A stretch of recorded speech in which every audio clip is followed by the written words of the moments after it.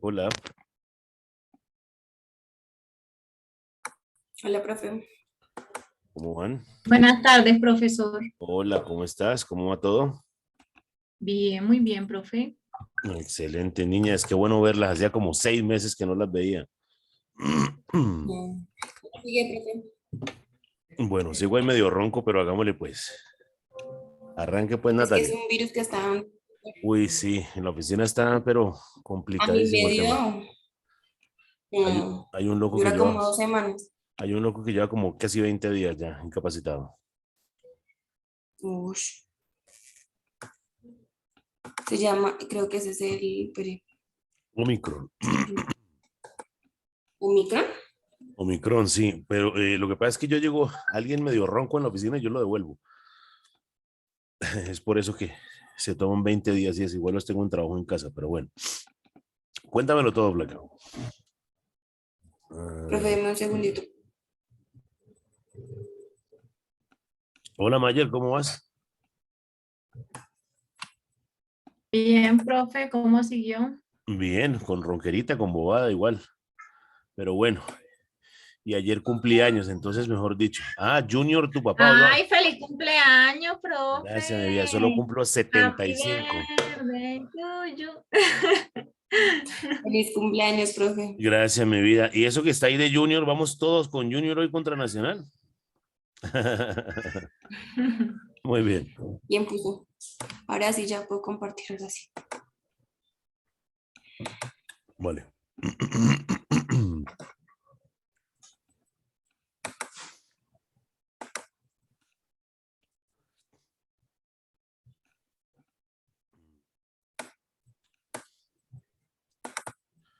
Bueno, Mayer, hoy terminamos el tuyo, ¿no? Sí, profe, sí, señor. Y hoy terminamos para que diapositivas, temas y suban eso. Y, igual suben eso. Yo creo que tenemos un mes más de sesiones de modificación y de trabajar y eso. No, no estoy muy seguro. ¿Listo? Me cuenta, profe, No, que hay que... tú me vas contando más bien lo que dicen. Creo que hay que llenar unos formatos. Esa vaina tienen que hacerlo, ¿vale? Ay, esto me toca hacerlo. Mm, Listo, profe. listo, muy bien. Natalia, quedamos acá, marco conceptual. ¿Te di para atrás todo bien? Sí, profe, ya era para iniciar el conceptual. Listo. A continuación se relacionan los términos más importantes de la investigación, de esta investigación o de la presente investigación. El Producto Interno Bruto, también conocido como Producto Bruto Interno, es una magnitud macroeconómica que expresa el valor monetario de la producción de bienes y servicios de demanda final de un país o región durante un periodo determinado, normalmente un año o trimestrales. Bien.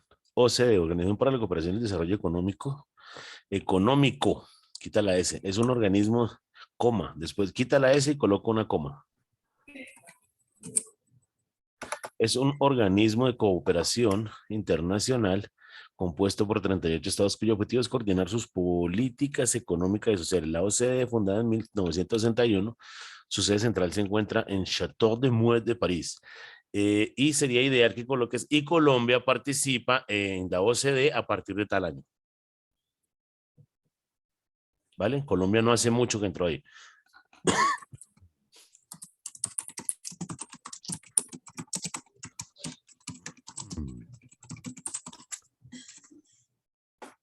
Hace canto participa, muy bien. Descentralización. La descentralización es el proceso de dispersar funciones, poderes, personas o cosas fuera de la ubicación o la autoridad central. Si bien la centralización, especialmente en el ámbito gubernamental, es ampliamente estudiada, no existe una definición o comprensión común de la descentralización.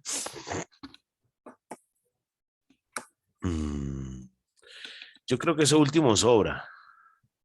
Si bien la centralización es especialmente, a ver, la descentralización es el proceso de dispersar funciones, poderes, personas o cosas fuera de la ubicación o autoridad central. Si bien la centralización, especialmente en el ámbito gubernamental, es ampliamente estudiada, no existe una definición o comprensión común de la descentralización. Wow. Déjala en amarillito y le pego una revisadita a eso, ¿vale? ¿Listo? Centralización.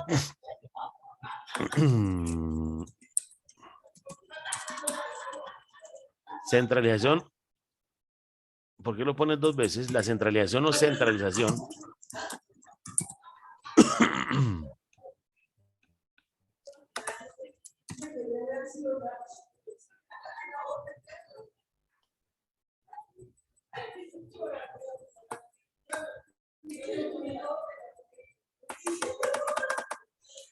Es el proceso mediante el cual las actividades de una organización, en particular las relacionadas con la planificación en la toma de decisiones, la estrategia y las políticas de encuadre, se concentran dentro de un grupo de ubicación geográfica particular.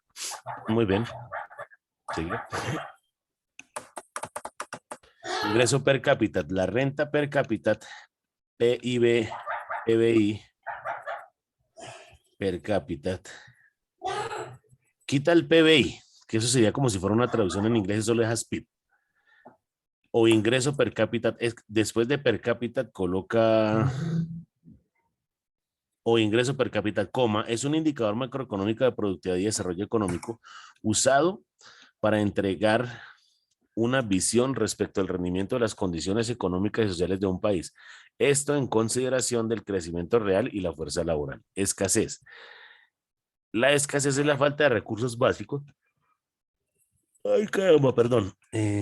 Como agua, alimentos, energía, vivienda, quita, etcétera, y coloca entre otros, que se consideran fundamentales para satisfacer la supervivencia o de recursos no básicos que satisfacen distintas necesidades en las sociedades humanas en varios aspectos. Muy bien. Superávit. El término superávit se conoce. Ya, mira, Ana, ya no lo vas a cambiar, ¿vale? Y esto es para todos, no lo vas a modificar, pero si yo pongo superávit y después digo el término superávit económico, no, superávit. En economía se conoce como tal cosa, pero ya no lo cambies, ya déjalo así. El término superávit económico, coma, se conoce a lo que excede en el haber después de satisfacer todas las obligaciones. Constituye la diferencia positiva de los ingresos sobre los gastos de una organización durante un periodo determinado. Muy bien, déficit, el concepto déficit fiscal, déficit presupuestario o déficit público, coma, describe la situación en los cuales los gastos realizados por el Estado superan los ingresos no financieros en un determinado periodo. Muy bien. Política fiscal. La política fiscal es una rama de la política económica que configura el presupuesto del Estado y sus componentes. El gasto público y los impuestos son variables de control para asegurar y mantener la estabilidad económica, amortiguando las variaciones de los ciclos económicos y contribuyendo a mantener una economía creciente, de pleno empleo y con baja inflación. Muy bien.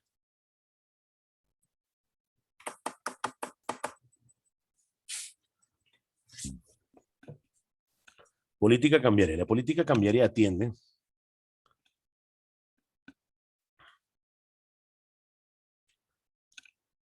a todas las políticas, sí, quitémosle la política. Esta atiende el comportamiento de la tasa de cambio de divisas. Es un tipo de cambio que equilibra el tipo de cambio nominal con el tipo de cambio real. Sí, entonces, política cambiaria. Esta atiende el comportamiento y quitas la política cambiaria.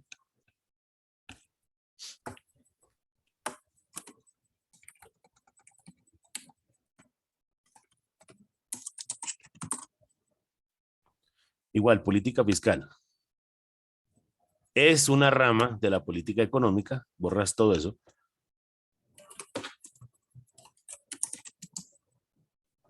De la política económica que configura el presupuesto del Estado y sus componentes, el gasto público y los impuestos, como variables de control para asegurar y mantener la estabilidad económica, amortiguando las variaciones de los ciclos económicos y contribuyendo a mantener una economía creciente, de pleno empleo y con baja inflación. Política cambiaria. Esta atiende el comportamiento de las tasas de cambio de divisas. Es un tipo de cambio que equilibra el tipo de cambio nominal con el tipo del cambio real. Política de rentas, quítale la D en mayúscula. En economía es aquella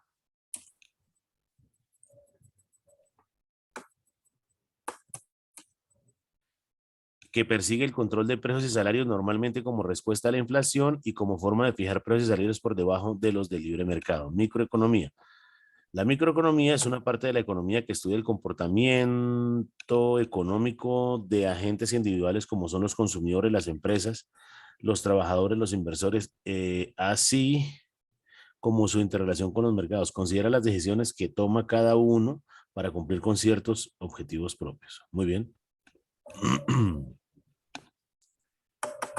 Macroeconomía es la parte de la teoría económica que se encarga de estudiar los indicadores globales de la economía mediante el análisis de variables agregadas, como el monto total de bienes y servicios producidos, el total de ingresos, el nivel de empleo, de recursos productivos, la balanza de pagos, el tipo de cambio y el comportamiento general de los precios. En contraposición, la microeconomía estudia el comportamiento económico de agentes individuales como consumidores, empresas, trabajadores e inversores. Muy bien, CEPAL. La Comisión Económica para América Latina y el Caribe, COMA, es el organismo dependiente de la Organización de las Naciones Unidas responsable de promover el desarrollo económico y social de la región, creada en 1948. La CEPAL se dedica a la investigación económica. DANE, Departamento Administrativo Nacional de Estadística, COMA, es la entidad responsable de la producción de estadísticas oficiales en Colombia, así como la coordinación del Sistema Estadístico Nacional. Pruebas Saber 11 en Colombia. Son un mecanismo de evaluación diseñado por el Instituto Colombiano para la Evaluación y Educación, ICFES, y el Ministerio de Educación colombiano con el fin de evaluar los conocimientos de los estudiantes de grado 11 de los colegios en todo el territorio. Muy bien. Impuesto. Es una clase de tributo regido por el derecho público que se caracteriza por no requerir una contraprestación directa o determinada por parte de la administración hacendaria. De no requerir una contraprestación directa o determinada por parte de... Ok, equilibrio. En economía, un equilibrio económico es un estado del mundo en que las fuerzas económicas se encuentran equilibradas. ¿De dónde sacó eso? Y en ausencia de influencias externas, los valores de las variables económicas no cambian. Es el punto en el cual la cantidad demandada y la cantidad... Bueno, eso está loco, pero está bien. ¿Listo? Muy bien. Democracia. Baja.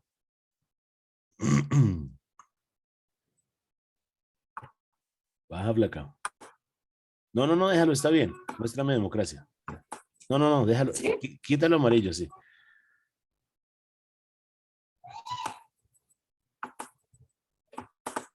Democracia. Sistema político que defiende la soberanía del pueblo y el derecho del pueblo a elegir y controlar sus gobernantes. Perfecto. Marco teórico. La teoría que más se relaciona con este análisis es la teoría del capital humano, que considera el trabajo humano como un medio para la producción de bienes y servicios, mediante la distribución de las fuerzas productivas. De tal forma, ya no se considera el trabajo del individuo de manera homogénea, sino más bien potencializa la diferenciación de la persona en el engranaje del sistema económico como sujeto individual y adiciona como ejes sustantivos para el desarrollo económico a las instituciones sociales elementos coadyuvantes para el crecimiento económico que aspira a una nación.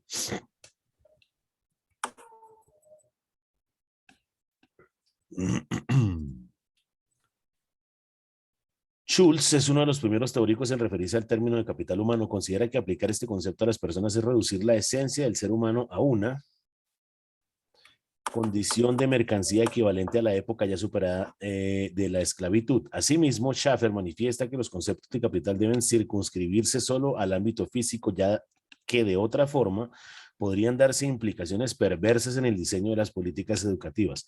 Para Becker, definió el capital humano como la suma de las inversiones en educación, formación en el trabajo, emigración,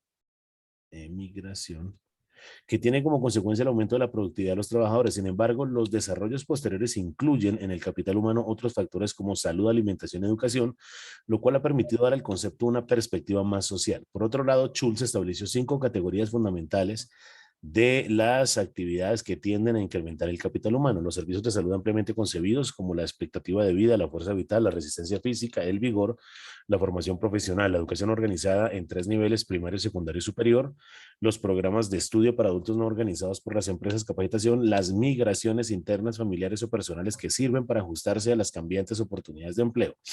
Cabrillo define el capital humano como el conjunto de conocimientos y formación profesional que posee una persona los cuales determinan su capacidad para trabajar y generar ingresos. En este sentido, el capital humano es el acervo o inventario de conocimientos y habilidades útiles para la producción que acumulan los seres humanos. Qué carretuda está usted, Natalia, pero eso está muy bien. En el nivel individual y para la nación como un todo. Puede observarse de la definición anterior que la concepción de capital humano no presenta un sesgo económico, el cual lo limita a la capacidad de trabajar eficientemente con la finalidad de generar ingresos. Este sesgo proviene del origen del concepto mismo que vio la luz en la década de 1960 cuando los primeros desarrollos teóricos proveían del campo de la ciencia económica. Independientemente de lo que abarque cada definición, el capital humano se le concibe como una modalidad de capital en el sentido económico incorporado en el ser humano y cuyo incremento es factible a través de la inversión de personas. Becker, muy bien. El uso de conceptos de capital de inversión. ¿Qué significan esas rayitas medias? Profe, que es que esa información que está así fue que sí, como para guiarme.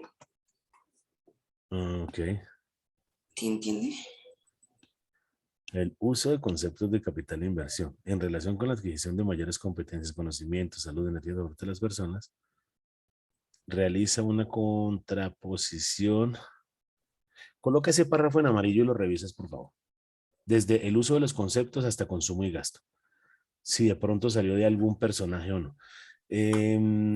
Más parafraseo. Sé que ahí están tomando info. ¿Este es el marco qué?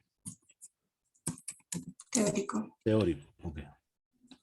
Revisar la redacción.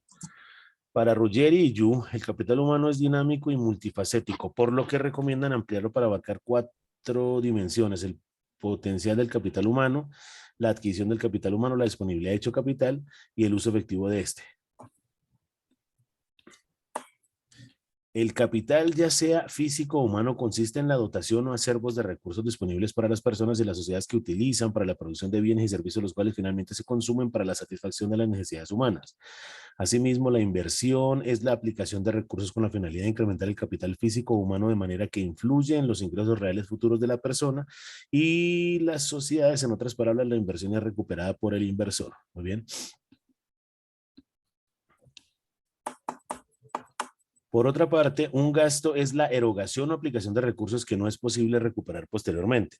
En este sentido, la inversión también. La inversión es también una erogación o aplicación de recursos, pero que se puede recuperar en el futuro. En todo caso, un gasto consciente en consumir recursos de alguna actividad que no incremente su capacidad de generación de ingresos en el futuro, y una inversión implica que la aplicación de los recursos de consumo se retribuye de alguna forma en el futuro. Por esto, las erogaciones en capital humano son consideradas una inversión y no un gasto. Cardona, Montes, Vázquez, Villegas definen el capital humano como los conocimientos en calificación y capacitación, la experiencia, la educación, las condiciones de salud, adaptación, entre otros, que dan capacidades y habilidades para ser productivas. Me perdí. Perdón, profe. Productivas y Acá. competentes a las personas. A pesar de lo anterior, el hecho de asociar los conceptos de capital e inversión con los seres humanos no deja de ser polémico y no está exento de críticas. Espera un segundo.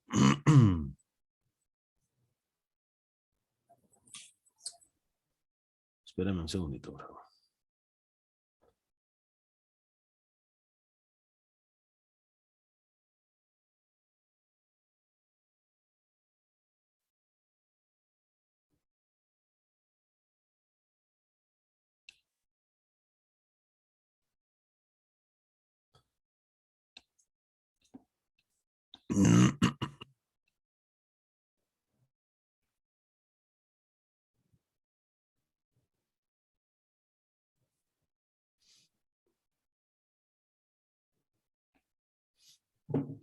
Muy bien, estaba revisando exento, no sabía cómo se escribía.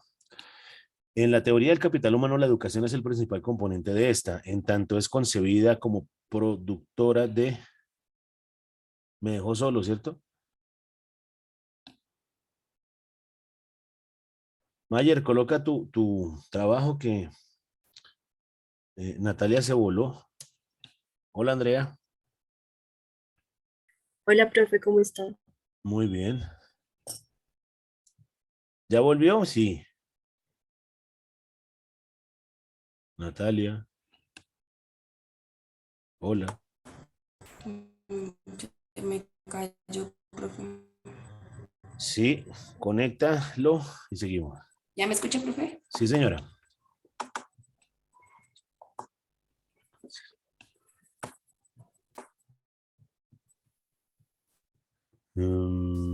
A pesar de lo anterior, el hecho de asociar los conceptos de capital e inversión con los seres humanos no deja de ser polémico y no está exento de críticas. En la teoría del capital humano, la educación es el principal componente de esta, en tanto es concebida como productora de capacidad de trabajo. Jiménez distingue entre el capital humano innato y el capital humano adquirido. El primero comprende aptitudes de tipo físico e intelectual que pueden verse modificadas debido a las condiciones de alimentación y salud. Por su parte, el capital humano adquirido se construye a lo largo de la vida mediante la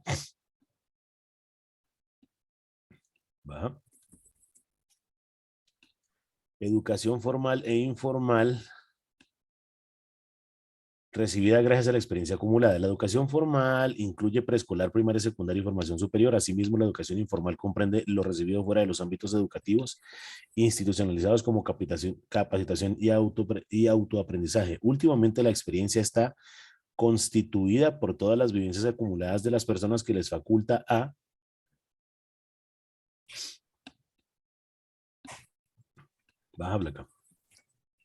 reaccionar ante circunstancias con base en los conocimientos previamente adquiridos. No obstante, la ausencia de políticas públicas que incidan para que el sistema educativo incluya a todos los sectores sociales en igualdad de prioridades con calidad académica, infraestructura adecuada y preparación sólida de los profesores, ocasiona que la puesta en práctica de la teoría del capital humano pueda llegar a acentuar las diferencias de clases sociales. De tal forma, las personas que logran acceder a instituciones educativas privadas de calidad son aquellas que podrán escalar fácilmente en la estructura social y colocarse en puestos de trabajo con remuneraciones ubicadas en el percentil 75. Eso lo entiende, ¿cierto? Sí. Está bien, pero entonces coloca ahí remuneraciones ubicadas en el percentil 75 en otro color para que le pegues una revisada y lo tengas en tu cabeza, ¿vale? Pero está bien, ese párrafo está muy bien. ¿Sí me copiaste? Creo que no. Sí, En, profe. ok. En Costa Rica, un estudiante que proviene de colegio privado tiene el doble de probabilidad de ingresar a la universidad pública, mientras un 18% de estudiantes que provienen de la educación pública Como, o sea, solo para que yo lo estudie. solo para que entiendas qué significan remuneraciones ubicadas en el percentil 75. Investiga qué es eso o relaciónalo para que esté en tu cabeza por si en algún momento llega a salir eso, solo para que lo entiendas, ¿listo? Pero no es que esté mal redactado, sino para que lo revises, ¿listo? Mientras un 18% de estudiantes que provienen de la educación pública logra, caramba.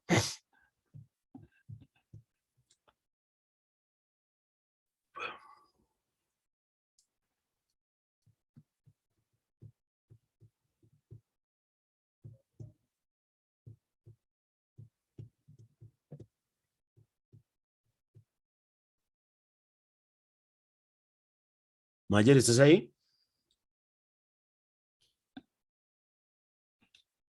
Profe, sí, señor. Mamá va ahí colocando el tuyo que se le voló el internet. No, ya volvió Natalia. Ok, profe. ¿Qué pasó, Blanca?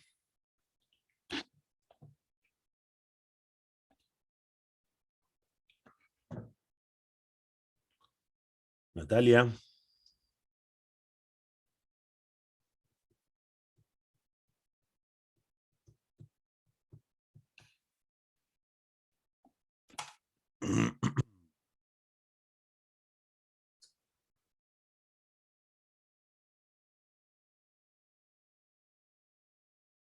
Natalia.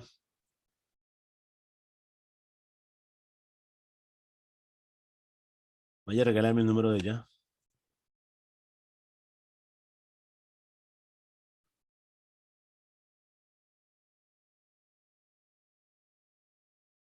Hola, Natalia, hola.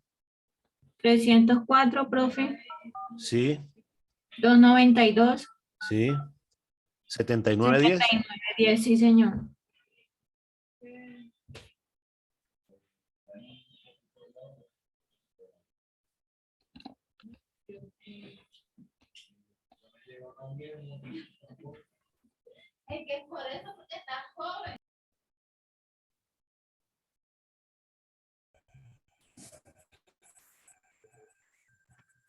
Natalia, contéstame el celular.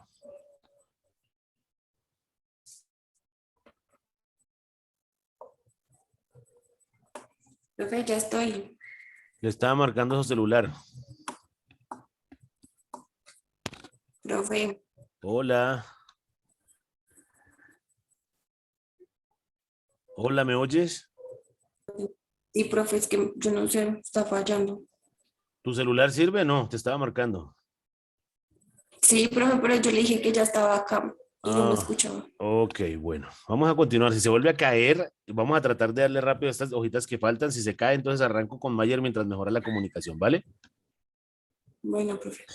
Em, Adicionalmente, el 53% de los jóvenes entre 13 y 17 años que están matriculados en educación secundaria proviene del 20% de las familias económicamente más solventes. Por su lado, el 20% de los estudiantes que se matriculan en universidad pública es procedente del 20% de los hogares más pobres. En este contexto, una inversión educativa en la que quepan todos, además de brindar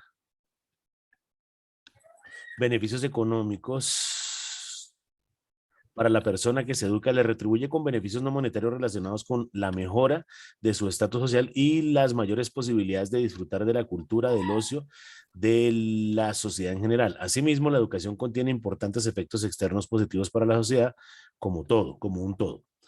Señala como principales efectos externos el incremento de la productividad de la fuerza de trabajo, del capital físico y el aumento de la velocidad de innovación tecnológica en aquellos países que no son periféricos o independientes. Precisamente los efectos externos atribuidos a la acumulación de capital humano son los resultados que inducen al Estado a participar de forma activa en la inversión en educación. De esta forma, en el ámbito de la economía pública, la educación constituye un área propia para la acción del Estado por los beneficios sociales del servicio y las externalidades positivas que genera la sociedad en su conjunto. Una crítica adicional que se realiza a la teoría del capital humano consiste en equiparar a la educación como la fórmula contable de la depreciación. Según esta teoría, la educación está sujeta a la depreciación. Esta última se produce cuando el aprendizaje recibido no se utiliza en el mediano plazo o cuando surgen nuevas ideas que hacen que los conocimientos y habilidades mediante la inversión dada al proceso educativo, ¿dónde iba? Ujú. Esta última se produce cuando el aprendizaje recibido no se utiliza en el mediano plazo o cuando surgen nuevas ideas que hacen que los conocimientos y habilidades aprendidas queden obsoletos. Esta línea de pensamiento contradice el fundamento epistémico de la misma teoría. La teoría establece que el capital humano no es posible mediante la inversión dado al proceso educativo. Por tal razón, la educación no puede quedar obsoleta, ya que el desarrollo de los conocimientos científicos y técnicos son procedimientos que se quedan como parte integral gestora de la superación del mismo conocimiento. Lo anterior porque los centros académicos, universidades, institutos especializados, centros de investigación, entre otros, además de investigar y desarrollar métodos y teorías, preparan a las personas para ocupar los puestos de trabajo que la sociedad necesita. ¿Sigue?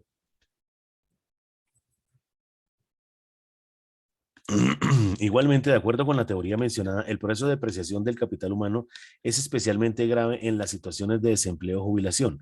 También el capital humano que posee un sujeto no es transmisible a otros individuos y se exige y se extingue cuando la persona muere. Por esto, el capital humano exige permanente movimiento, como todo capital, ya que cuando permanece ocioso por el desempleo, se menoscaban las habilidades adquiridas. No obstante, debe aclararse que los conocimientos recibidos pues sí se pueden transmitir a otras personas, pero no se puede transferir el capital humano poseído como tal, dado que este constituye el atesoramiento individual de dichos conocimientos. Eso está muy bien. Eso lo dijo Briceño. Para medir la educación como capital humano se utilizan indicadores que facilitan el diseño y la evaluación de la política pública en materia educativa, según las necesidades de la sociedad y que hacen más sencilla la comparación entre países. Muy bien. Para medir la educación como capital humano, ¿qué pasó? En general, los indicadores más utilizados para evaluar la importancia de la educación en el crecimiento económico son el porcentaje de alfabetización, la proporción de las personas que asisten a la educación regular, el porcentaje de personas que asisten a la educación general básica, el porcentaje de personas que asisten a la educación secundaria, el porcentaje de personas que asisten a la educación superior, así como la escolaridad promedio. Los indicadores señalados se han utilizado de manera generalizada en el ámbito internacional, pues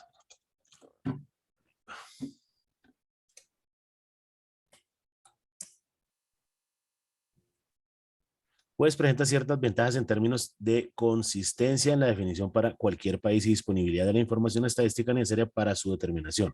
No obstante, según señala Briceño, con estos indicadores no se consigue medir el capital humano poseído, sino aproximarse a él a través de la educación académica recibida, la cual contribuye significativamente a su acumulación.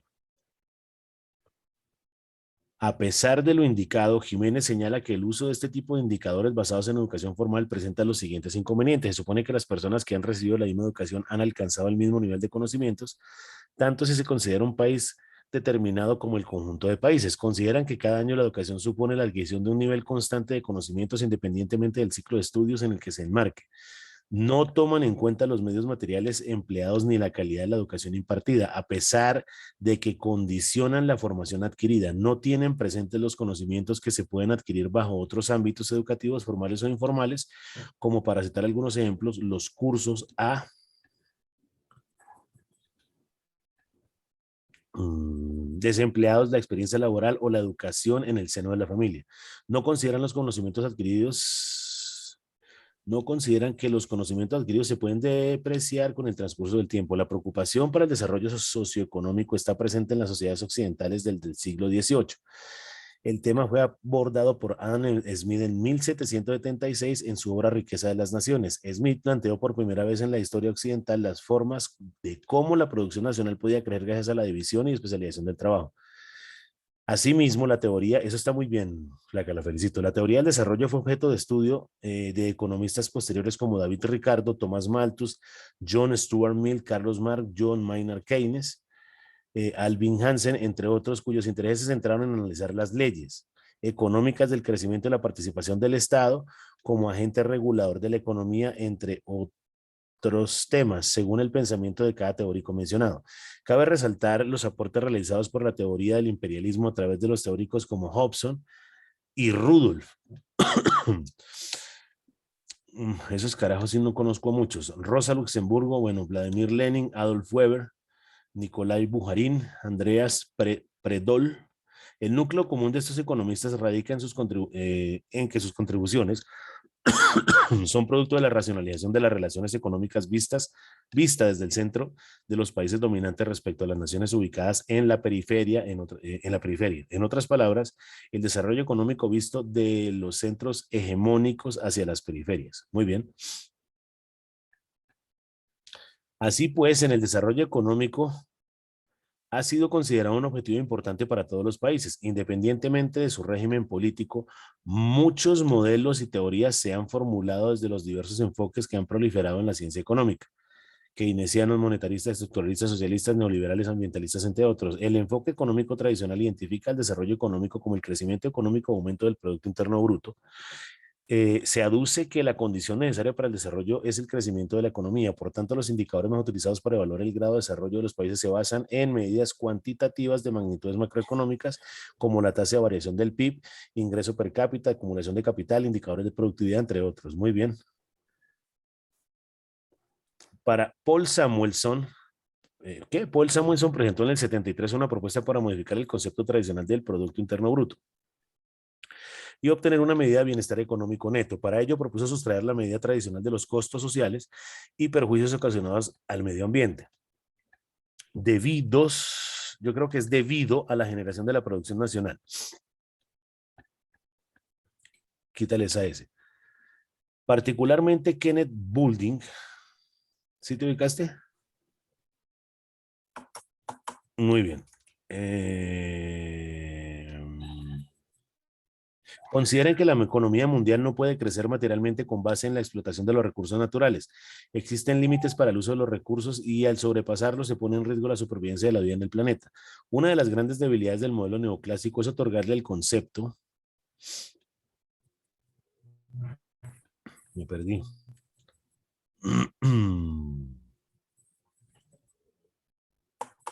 La preferencia, de preferencia una condición de primer orden de las relaciones económicas que entablan los seres humanos. Es decir, las personas tienen alternativas ilimitadas para elegir los bienes por consumir. No obstante, el modelo neoclásico se le olvida que el concepto de preferencia es pura abstracción, porque los bienes, como es sabido, son escasos y por tal razón se contrapone a la preferencia o a los deseos ilimitados en una limitada disponibilidad de bienes. En otras palabras, la plena realización de la persona mediante el uso de los bienes no es limitada, por tanto, cualquier decisión que se toma en relaciones económicas afecta directamente la vida humana y no como lo establece la teoría económica neoclásica, que las considera como simples externalidades abstractas que afectan a otros según sean las relaciones de preferencias que se apliquen en los vínculos económicos. Las anteriores concepciones teóricas y el aporte de otros autores han conducido en el decenio de 1990, en el decenio de los 90, quedaría mejor, a una nueva valoración del concepto de desarrollo con el enfoque de sostenibilidad. El concepto de desarrollo sostenible nació en el 87 con el informe de la Comisión Brundtland, elaborado por la Comisión Mundial de Medio Ambiente y Desarrollo de las Naciones Unidas. En este informe, el desarrollo sostenible es que satisface las necesidades de la generación presente sin comprometer la capacidad de satisfacción de las generaciones futuras. El término desarrollo sostenible pretende conciliar el crecimiento económico con el medio ambiente y los problemas sociales. No obstante, para efectos prácticos de análisis y de política pública, el concepto presenta problemas para su implementación debido a los múltiples factores e indicadores, muchos de los cuales son de tipo cualitativo.